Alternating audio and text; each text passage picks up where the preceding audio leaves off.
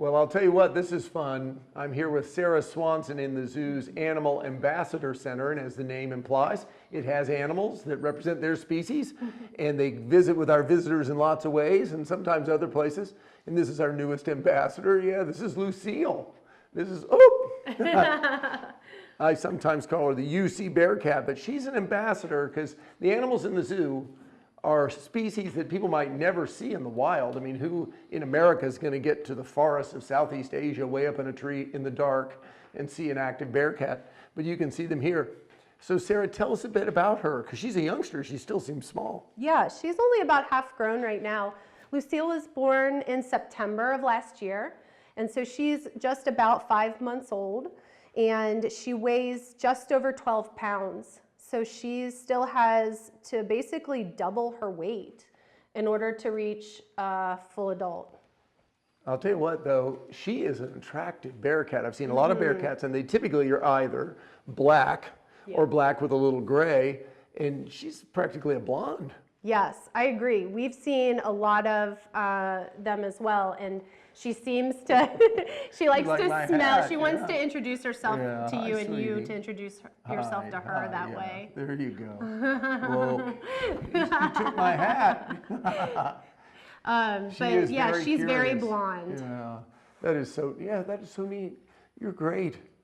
You're great. So now curious. I know you and your team have worked with her for a while, 24/7 when she was little.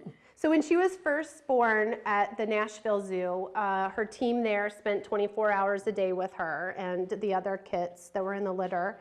And then when she came here, we spent a few days of 24 hours, but she was already adjusting so well.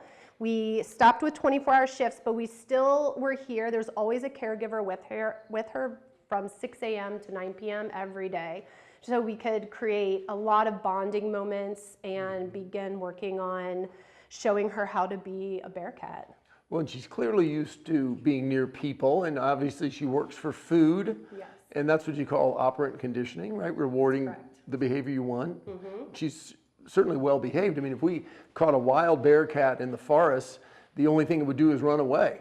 But here she's obviously comfortable. I'm fascinated with how she moves around on this. This isn't the easiest thing in the world to climb on, and yet she'll stand or hang just by her hind feet or using that tail. Yep.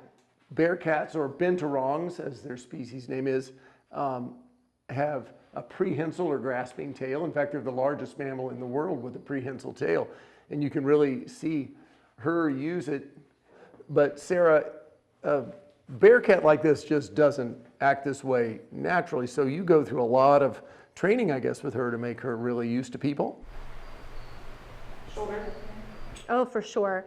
Her care team has spent hours and hours and days and months working with her to get her acclimated to all the different things she might experience out on a program or when she encounters guests at the zoo and fans at the University of Cincinnati. So probably especially at UC, because that's an active time. There's a lot of noise. So how do you get her ready for that? Yeah, so it turns out that Lucille actually has an amazing personality already. She's very curious. She is very resilient, and she's not easily frightened. She's cautious at first, but what we've been doing is going over to UC every week for the past couple months, probably at least twice a week, and getting her acclimated to different things over there. Like first just going to the arena to get the smell and the scope of the arena. Good job. Do you want me to try to walk her out? Hi, baby girl. And then later on adding in video and scoreboards, music. Good girl. We even went to a marching band practice, and they really went for it with the horns and the drums and the cymbals, and it was amazing. Lucille, for every step of the way, has done amazing, and we have never pressed her into a space that she felt uncomfortable. She has shown us how quickly she's been able to progress as an ambassador, and it's been wonderful to see. We always are kind of following her lead. I know the folks at UC are excited to get to see her over there. I know they're building a facility, so when she goes for, say, a basketball game, people can get a good look at her. People have always heard about Bearcats in the city of Cincinnati, but a lot of times people are not familiar with them. And they also wouldn't be familiar with what you're feeding her. What is she like? So her favorites right now are banana and hard-boiled egg. Yeah. They're omnivores, so they're eating a lot of fruits and vegetables, but they will take advantage of nests of eggs or any carrion that they might come across. Well, Bearcats live up in the trees. They are nocturnal creatures that are more active at night than during the day, hence that great sense of smell. That's how she's checking out me, my hat, Sarah, and everybody else. Hi. And she's a better climber than a person would ever be. So the next time you're at the zoo, keep an eye out for Lucille. And also maybe if you go to a UC home basketball game, you might see her there too. That's right. Thanks very much. This was great fun. You're welcome. Thank you.